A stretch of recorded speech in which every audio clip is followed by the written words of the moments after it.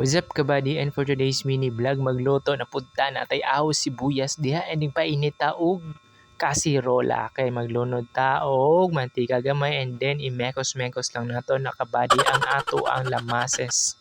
Kasi madami di ba? Dalawa lang pala. Ato na siyang imekos-mekos diha kabady and then after mamula-mula ilagay na natin ang ating pang malakasang mega Buchanan sardinas. And maanghang yan kabady. So sakto-sakto, perfect combo, and then lagyan natin yan ng tubig mismo. Butang lang tada mga kabady, mga 3 cups or duha, depende sa inyo o ganahan mong sabaw. And then kabady ato ng timplahan asin and magic na para i-magic ang sarap, diba?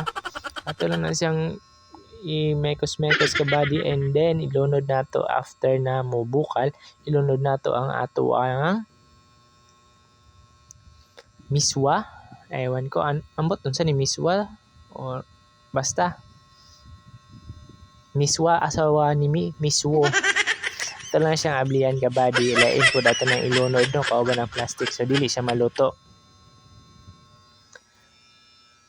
And then after natin yan mabuksan kabady, ato ra na siyang ilunod diha sa nga nagbukal-bukal na tubig.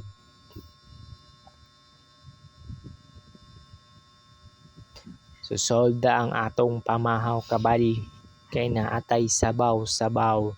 And then kabady imo ra nang pabukalan og 3 to 4 minutes, goods na, and then ready to eat na kabady. Ayan, tilawanan ani mo okay na og okay na, goods na. Paksi na hukad na sa bahaw da kabady kay mga una ta. Tara!